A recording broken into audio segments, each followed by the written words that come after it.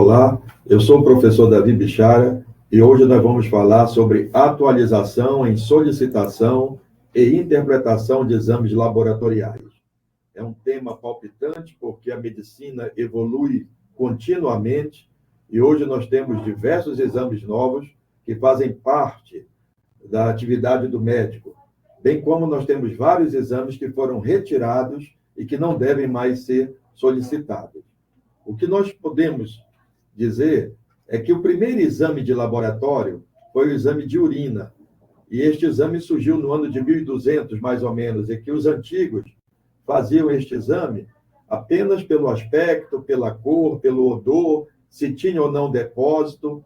Depois a medicina evoluiu, veio a medicina do século XIX, a medicina moderna, e chegamos hoje na medicina molecular, onde surgem os exames genéticos, que estão, obviamente, revolucionando a maneira de se fazer medicina. Mas, passado mais de 800 anos, lamentavelmente, uma grande parte dos médicos ainda não aprenderam qual é o nome correto de um exame de urina. Então, um chama urina EAS, o outro urina, o outro sumário da urina, o outro exame qualitativo da urina, o outro chama de rotina, de tal sorte que a gente precisa padronizar. E, nesse sentido, eu e alguns colegas escrevemos um livro sobre as nossas recomendações da Sociedade de Patologia Clínica Medicina Laboratorial para a realização dos exames de urina. E nós padronizamos o nome em exame de urina de rotina. Esse livro é gratuito, está disponível no site da Sociedade Brasileira de Patologia Clínica. Sempre é bom lembrar que resultado de exame não é diagnóstico e que a gente, para interpretar o exame, a gente tem que ter o paciente do lado, temos que conhecer a história do paciente. Por exemplo, quando nós temos uma paciente com beta-HCG reagente, pode ser gravidez, mas pode ser uma série de situações. Pode ser uma inflamação, pode ser um tumor, pode ser mole datiforme, e lembrando que a gente faz também beta-HCG em homens. Quando a gente diz que o paciente tem 30 mil leucócitos no hemograma, ninguém está dizendo que está alterado. Isso pode ser um RN, e para o RN é normal ter 30 mil. Já um adulto não é normal. O paciente com uma glicemia alterada, acima de 200, 300, nem sempre é diabético. Nós temos várias situações que levam o paciente a ter uma glicemia alterada. O uso de drogas e, principalmente, uma droga muito utilizada que é o corticoide. Então, corticoide aumenta a glicose no sangue. E agora, quem viveu aí a pandemia sabe da grande quantidade de pacientes que tinham glicemia elevada. Uma outra situação é quando você solicita uma sorologia IgM e IgG para toxoplasmose numa grávida, e aquela IgM vem reagente. Isso é um grande problema. A grande maioria não é infecção aguda. Nós aprendemos erradamente lá atrás que IgM reagente é infecção aguda e IgG reagente é infecção passada. Isso não é verdade, porque hoje nós podemos ter IgM reagente, que a gente chama de persistência de IgM, ou uma falsa IgM, ou uma reação cruzada, de tal sorte que a gente precisa analisar profundamente, saber qual é o valor desta IgM, às vezes utilizar teste de avidez para saber se isso é uma infecção recente ou passada, mas devemos abandonar esse tipo de interpretação. Da mesma maneira, quando a gente tem um resultado do RT-PCR para Covid-19 positivo, detectado, não significa dizer que o paciente tem Covid. Ele pode ter tido Covid já há 1 mês, 2, 3, 10 meses. Nós não pesquisamos o vírus da Covid nesse teste, nós pesquisamos RNA. E, nesse sentido, eu posso detectar vírus envolvido por células imunológicas, eu posso detectar vírus inviáveis, fragnomas de genoma não infectante, e o resultado será positivo, mas o paciente não tem mais a infecção. Então, nesse sentido, se eu quero saber se um paciente ainda é infectante, eu deveria fazer o teste de antígeno, que é esse teste rápido, que é o mesmo teste chamado teste caseiro, que é hoje comercializado até nas farmácias. E a mesma coisa quando a gente fala em sorologia para a Covid, IgM reagente. Também tem persistência. Eu publiquei, durante a pandemia, um trabalho, eu e alguns colegas, em que nós mostramos que pacientes aqui em Belém, acompanhamos 2 pacientes, que durante 8 meses eles tinham IgM reagente e não estavam mais com Covid, obviamente. E, lamentavelmente, estavam afastados do trabalho, porque naquele momento se pensava que quem tem IgM estava com a infecção aguda. Então, devemos rever esses conceitos. E quando o laboratório libera um exame parasitológico das fezes com resultado negativo, o laboratório não está dizendo que o paciente não tem parasitas. O laboratório apenas está dizendo que naquela alíquota que ele enviou ao laboratório não foram encontrados cistos, ovos, larvas daquele parasita. Mas é provável que, se ele coletar uma outra amostra, você encontre. Da mesma maneira, quando você solicita uma pesquisa de bacilos álcool ácido resistentes para auxiliar no diagnóstico da tuberculose, a famosa pesquisa de Barr, se ela der negativa, não exclui tuberculose. Apenas o laboratório está dizendo que naquela amostra não foi encontrado o bacilo álcool ácido resistente. Até porque, para ele ser encontrado, nós temos que ter mais de 100 mil bacilos por ml de escarro. E quando tem menos, isso dá negativo. Um outro problema é que nós estamos vivendo um novo momento. O laboratório evoluiu muito. Há 100 anos atrás, a gente só conseguia dizer que o paciente tinha uma doença no sangue. Hoje, com uma única amostra de sangue, nós podemos detectar 38 tipos de leucemia, 51 tipos de linfomas. Além disso, nós podemos dizer qual é a alteração genética que esse paciente tem e, melhor ainda, no mesmo laudo, dizer as drogas que podem combater estas células neoplásicas. Então, isso é um avanço muito grande. Isso se chama medicina de precisão, medicina personalizada. E que aqui no Brasil, o Ministério da Saúde chama hoje de saúde de precisão, porque envolve todos os profissionais da saúde. E o SUS criou o projeto Genoma SUS. 8 laboratórios de pesquisa no Brasil, sendo um em Belém, e este laboratório, muito bem dirigido por uma colega, pela doutora Andrea, e que já fez o sequenciamento de mais de 700 genomas nesse laboratório. Por outro lado, nós temos 2 especialidades médicas dentro do laboratório que às vezes se confunde muito. Nós temos o médico patologista, que é o anatomopatologista, é aquele médico que faz diagnóstico de câncer, que faz exame citológico, histopatológico, exame de imunistoquímica. E tem o médico patologista clínico, que fez a especialidade patologia clínica, medicina laboratorial, e que é responsável pelos exames em geral. O laboratório clínico ele tem um papel muito importante. E não é para dar diagnóstico o laboratório é para auxiliar o médico.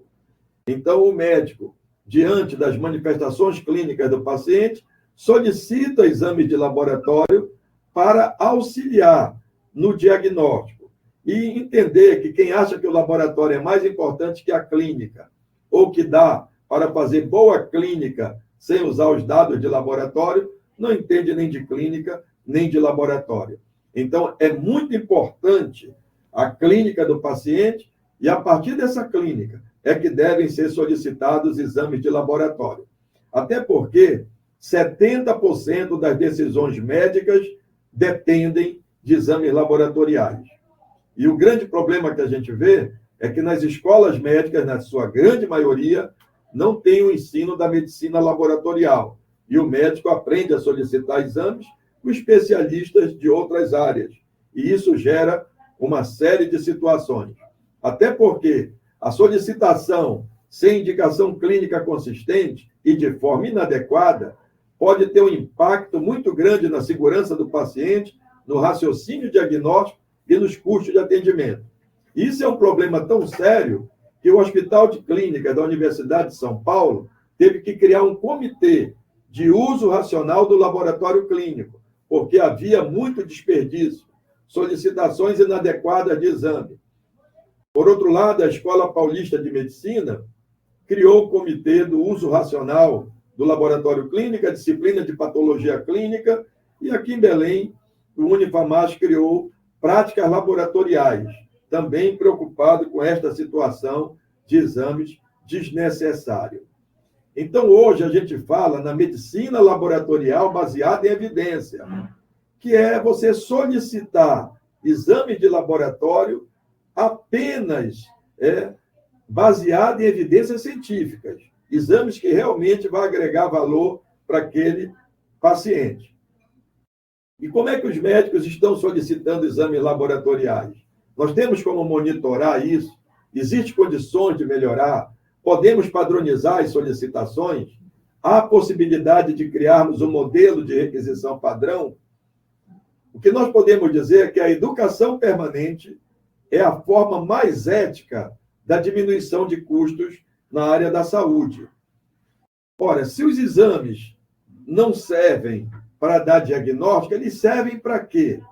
Para auxiliar no diagnóstico, para avaliar a função de um órgão, para avaliar um estado metabólico, estabelecer a presença ou ausência de uma enfermidade ou um agente etiológico, acompanhar a evolução de enfermidades, realizar controle de cura, monitoragem terapêutica, vigilância epidemiológica, triagem de doenças, estabelecer uma identidade. Ora, e antes de solicitar um exame, a gente deve refletir. Será que esse exame vale a pena eu solicitar? Qual é o custo dele? Ele vai me auxiliar? Então, a gente tem que pensar, solicitação de exame, necessidade ou desperdício? E por aí, nós vamos para a história da medicina. Se a gente for ver a história da medicina, é muito comum o médico dizer, na minha experiência, eu acho, eu acredito, cada caso é um caso. É muito importante a experiência do médico, lógico, mas hoje acabou essa frase, cada caso é um caso. Antigamente a gente perguntava para o professor, tinham 6 pacientes com a mesma doença, a gente dava a mesma droga, uns curavam e outros não. E a gente perguntava, professor, por que isto? E ele dizia, porque cada caso é um caso. Hoje nós sabemos que não é assim. Hoje existe o sequenciamento genético do genoma humano. Nós já conhecemos isso. E conhecemos a farmacogenômica, que é a resposta terapêutica individual. Então, cada paciente tem uma resposta diferente. A absorção é diferente, os receptores-alvos são diferentes. E quem modula tudo isso são os polimorfismos genéticos. Então, hoje, se eu tenho 6 pacientes com a mesma patologia e dou as mesmas drogas para eles, vai haver variações individuais na resposta a fármaco, na absorção, na distribuição, no metabolismo, na eliminação, na variabilidade dos receptores-alvos. E quem vai modular isto é a presença de polimorfismo genético, que nada mais é do que a mudança de uma letrinha do nosso DNA. Então, quando eu tenho paciente com o mesmo diagnóstico que eu dou a mesma droga, uns vão ter uma resposta boa e vão curar, uns vão ter uma resposta ruim e nós vamos trocar de droga, e outros podem ter toxicidade e ir até a óbito. Então, isto não é cada caso é um caso. Isto é cada paciente tem uma genética diferente. Quando a gente prescreve um fármaco atualmente, essa prescrição é baseada no diagnóstico, no efeito adverso, e às vezes informação do próprio paciente. O paciente diz para o médico, eu não posso tomar sulfa, eu não posso tomar penicilina porque eu sou alérgico. Então, esta prescrição do médico não é baseada em diferenças individuais relacionadas a fatores genéticos.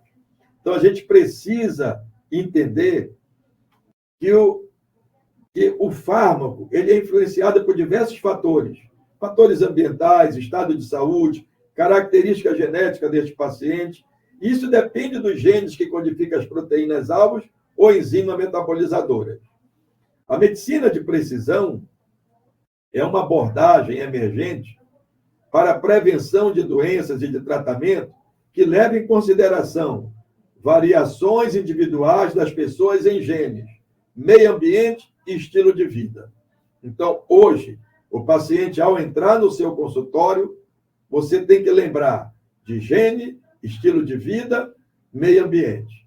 Então, é a combinação disto que a gente pode entender, estudar e dar o melhor para este paciente resolver seu problema de saúde.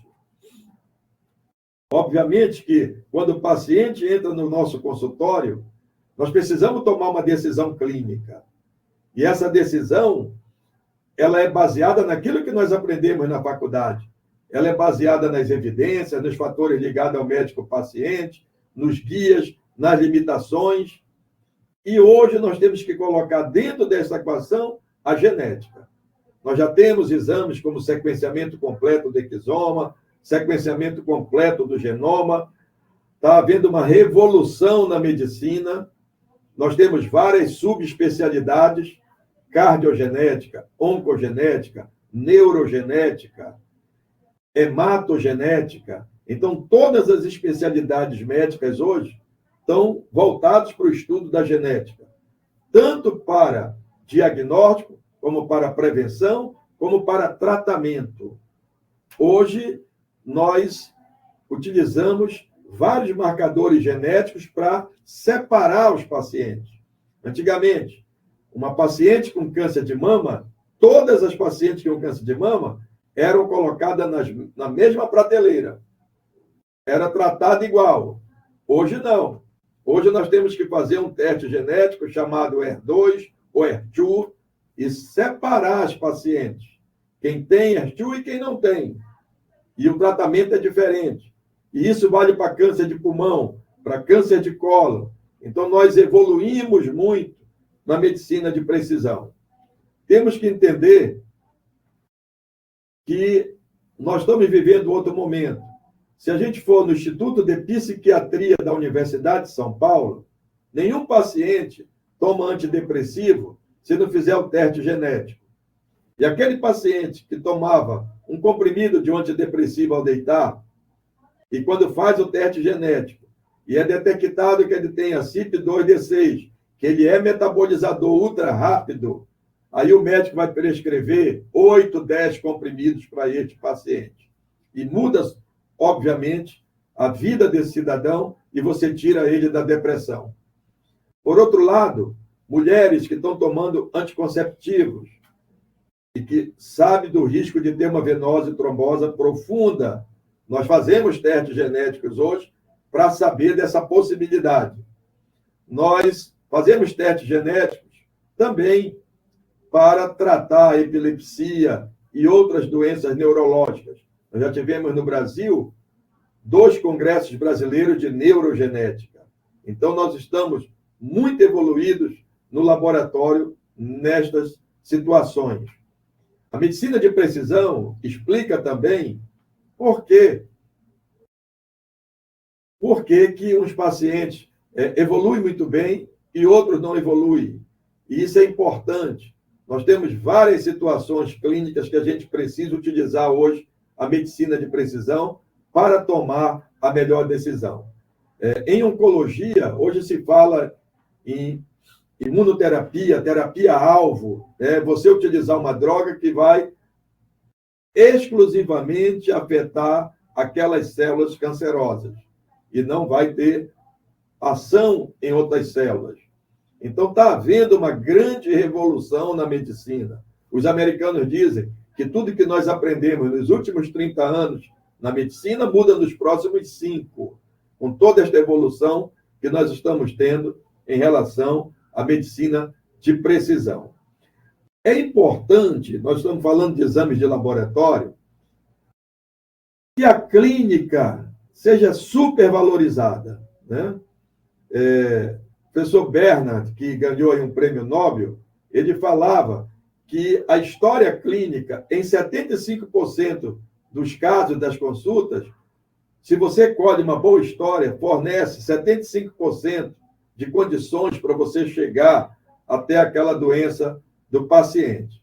Então, o médico deve usar bem o laboratório. Saber usar o laboratório é uma tarefa a ser aprendida. Os intervalos de referências são representações estatísticas de grupo de pessoas. O que é intervalo de referência? É o que antigamente chamava valores de referência. É aquilo que vem no exame de laboratório e que anteriormente era chamado de valores normais. E que era um grande erro, porque não existe valor normal para nenhum paciente. Hoje, nós sabemos e trabalhamos apenas com intervalos.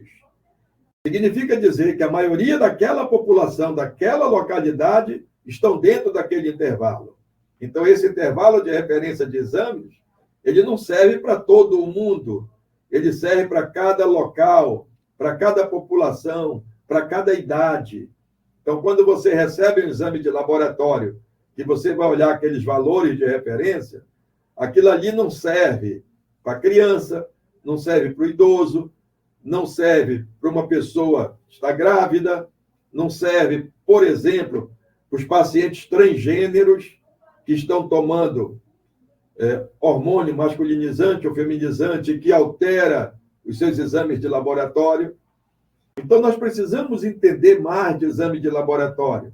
Entender que resultado de exame não é diagnóstico e que deve ser analisado à luz do quadro clínico.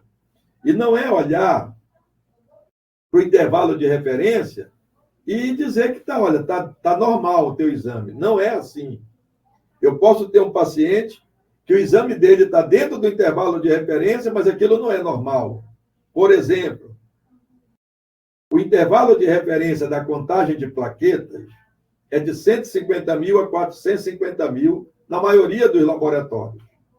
Eu posso ter um paciente com 300 mil plaquetas e ele está sangrando, porque ele tem número de plaquetas normais, mas aquela plaqueta não é funcional.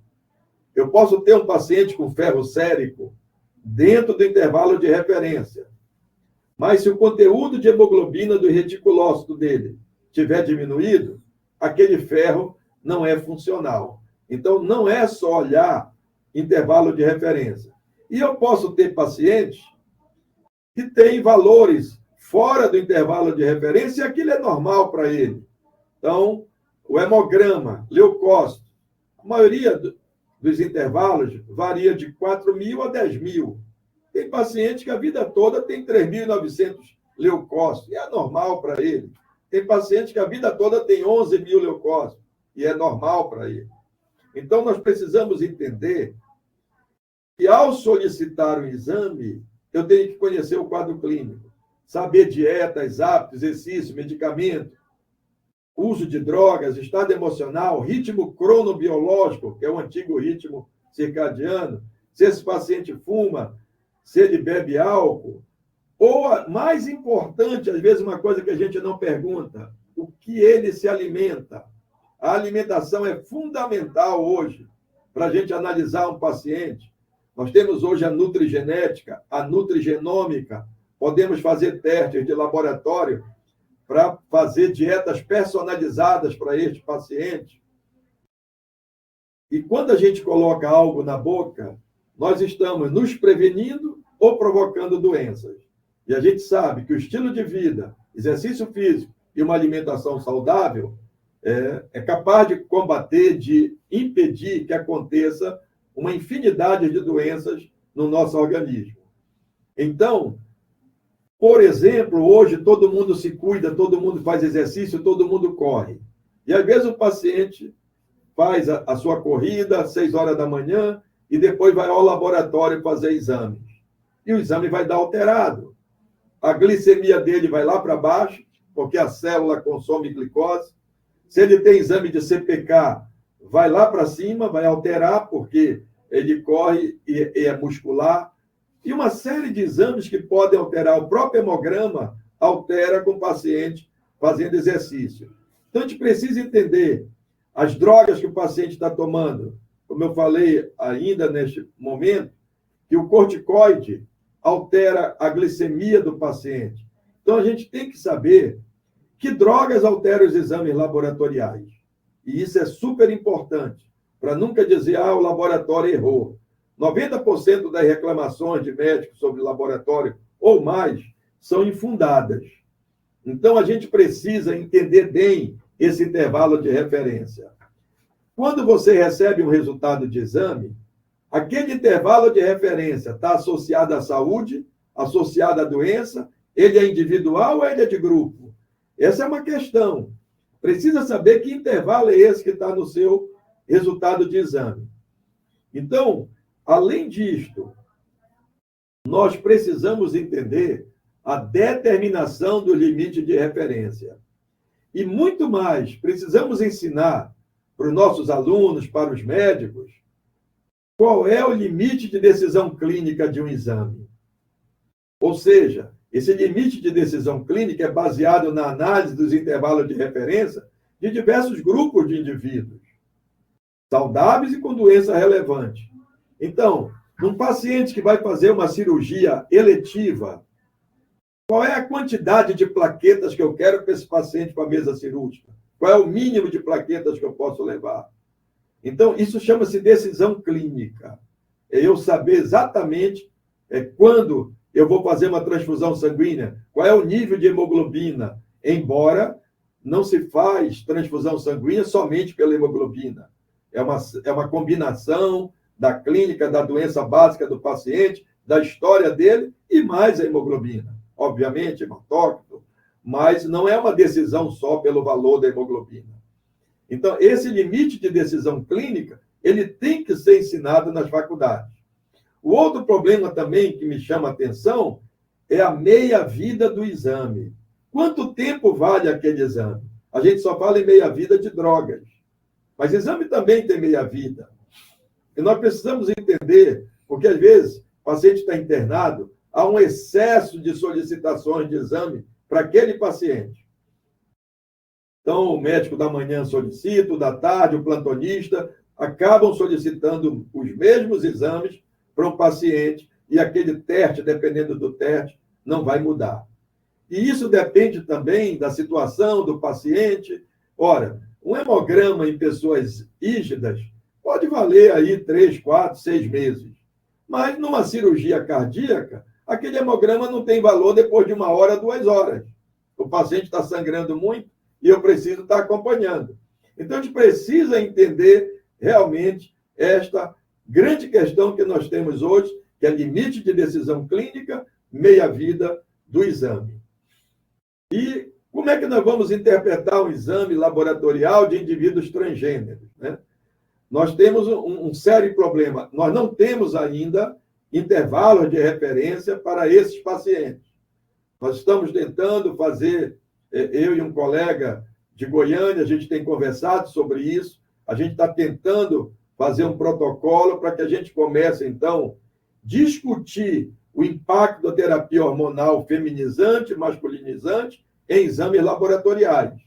E estabelecer uma abordagem de interpretação e intervalo de referência.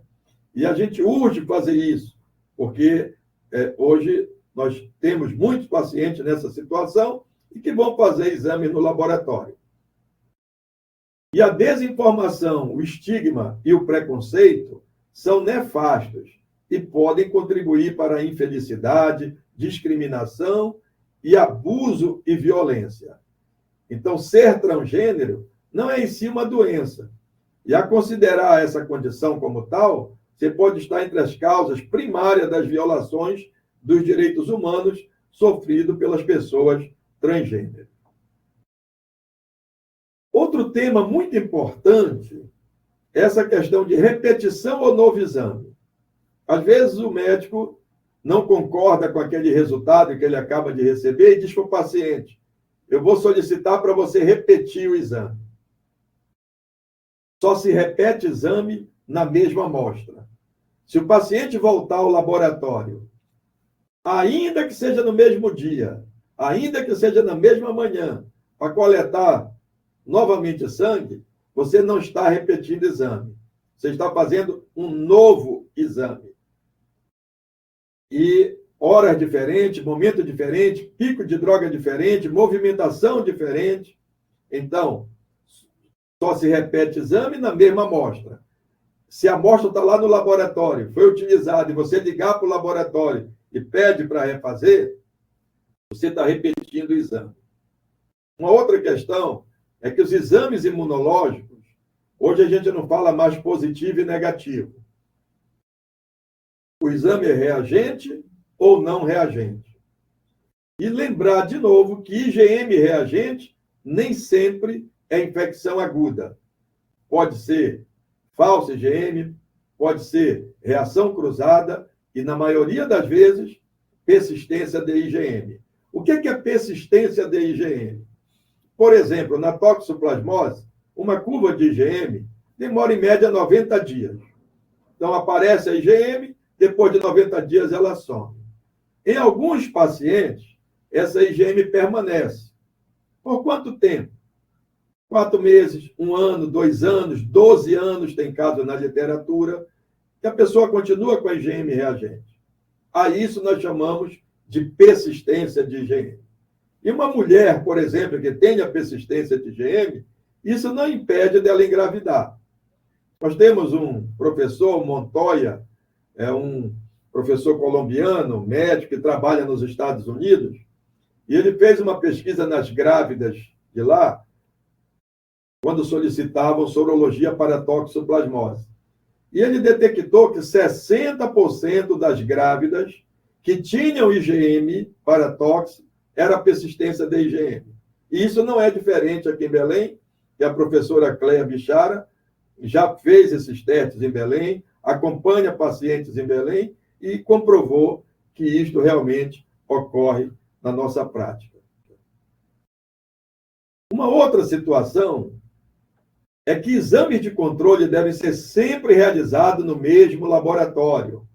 Então, se você tem um marcador tumoral, um VDRL, uma carga viral, um hemograma, teste sorológico, triglicerídeo, nunca peça para fazer em laboratórios diferentes. Por quê? Porque se o paciente vai fazer no mesmo laboratório, você está diminuindo a variabilidade analítica. Então, quando ele vai no mesmo laboratório, nós estamos utilizando a mesma metodologia, o mesmo reativo às vezes até o mesmo operador, e isso diminui de sobremaneira. Lembrando também que se é um teste sorológico, você não vai comparar um laboratório com outro, porque exames feitos em dias diferentes. Então, as imunoglobulinas ou estão subindo, ou estão descendo, ou estão estáveis. Então, não há essa comparação. Então, muito cuidado com isso de mandar o paciente para outro laboratório para comparar. Não se compara exames de laboratórios diferentes. O que nós temos que entender é que, entre o médico, os equipamentos de laboratório, tem um ser mais frágil nessa cadeia, que é o nosso paciente. Então, nós temos que ter uma mudança de postura, nós temos que fazer uma saúde humanizada e personalizada. E isso é o mais importante, é dar um atendimento integral. Nós temos novas tecnologias. Esse aparelho, por exemplo, quando a gente fala hemograma não é igual em todos os laboratórios. Hemograma é diferente. Tem parâmetros que um laboratório libera e que o outro não libera. Então, esse equipamento, por exemplo, que é um que eu uso, ele dá vários parâmetros novos. Ele me permite dar o conteúdo de hemoglobina do reticulócito, para eu saber se o ferro sérico do paciente é normal ou não, se ele é funcional ou não. Ele me dá percentual de granulócitos imaturos, células imaturas. Então, se eu tenho um paciente que tem uma infecção ou que está numa UTI, é muito importante eu saber o percentual de granulócitos imaturos. Aumentou o granulócito imaturo, aumentou a gravidade do paciente. Diminuiu o granulócito imaturo, diminuiu a gravidade do paciente. Ele me dá percentual de plaquetas imaturas. E aí também me dá o VPM. Eu posso ter uma ideia se aquela diminuição de plaquetas é por aumento de destruição ou por diminuição na produção. Então, hoje, nós temos parâmetros, esse próprio parâmetro, o VPM, ele pode me dar a ideia desse paciente do risco cardíaco. Então, há uma revolução no hemograma também. E o hemograma está fazendo, este ano, 100 anos desde que ele foi criado e inventado. E é um exame fundamental, o exame mais solicitado no mundo inteiro. E a gente chama simplesmente hemograma ou hemograma automatizado. Não precisa chamar hemograma completo. Nenhum laboratório faz hemograma incompleto. Essa é uma terminologia que o americano continua usando, hemograma completo, mas eu tenho, obviamente, orientado meus alunos a chamar simplesmente hemograma. Nós temos hoje as esteiras que fazem exames, aí 4.000 exames por hora, dando velocidade, dando mais segurança. Essa primeira esteira chegou aqui em Belém em 2019, sendo a primeira da América Latina. Então, Belém foi a primeira a ter isto no Laboratório Amaral Costa Medicina Diagnóstica. Nós temos o Bruker e o Vitek, são 2 equipamentos de primeiríssima geração e que identificam bactérias e fungos em apenas 1 minuto, revolucionando a microbiologia, principalmente dentro de um hospital que a gente precisa de velocidade para dar diagnóstico de uma infecção, de uma septicemia e etc. A gente tem automação e urinálise, que não precisa mais o microscópio, também com muita velocidade. E o microscópio é um equipamento que vai sumir dos laboratórios. O laboratório 4.0, o laboratório mais moderno, usa um uso muito restrito de microscópio. Hoje se usa scanner de alta resolução e se faz tudo jogando em grandes telas de computadores para fazer uma análise mais aprofundada. O médico atualizado é o melhor médico. E esse médico, em relação ao exame de laboratório, ele tem que ter uma mudança de posicionamento, ele tem que solicitar somente exames baseados em evidências, rever toda a prática atual, ter interesse pela medicina de precisão, saber o que está acontecendo e, principalmente hoje, acompanhar o projeto Scholz-Weisler. Esse projeto Scholz-Weisler, ele é uma nova forma de decisão. Se a gente traduzir, o português seria escolhendo sabiamente, uma escolha sábia. A ABIM, que é uma associação médica americana, a Fundação ABIM, eles estavam preocupados. Por que a gente só ensina para o nosso aluno ou para o médico o que ele deve fazer? Por que nós vamos, então, mudar isso? Vamos ensinar, a partir de hoje, também, o que eles nunca devem fazer. E aí criaram esse projeto, pediram para cada sociedade médica publicar 5 top 5, 5 coisas que você nunca deve fazer. Ou seja, esse projeto diz para a gente fazer as escolhas mais corretas e efetivas no processo de cuidar da saúde. E, a partir daí, o Scholz-Weisler recomenda o que nós não devemos fazer. Ontem mesmo eu publiquei 10 situações que a gente não deve fazer em oncologia no meu Instagram. É um Scholz-Weisler. E aí nós já temos várias sociedades. O que nós queremos é evitar terapia prejudicial, terapia desconhecida, terapia comprovadamente ineficaz e solicitar exames que perderam valor, que não têm o menor sentido. Isso é Scholz-Weisler. Mais de 100 sociedades médicas já publicaram as suas recomendações de exames e tratamento. Então, o primeiro passo para escolher sabiamente é mudar a cultura entre os profissionais. Não tem crítica a ninguém. Todos nós estamos fazendo a mesma coisa. O que nós precisamos, a partir de agora, é mudar essa cultura, é entender o projeto Scholz-Weisler.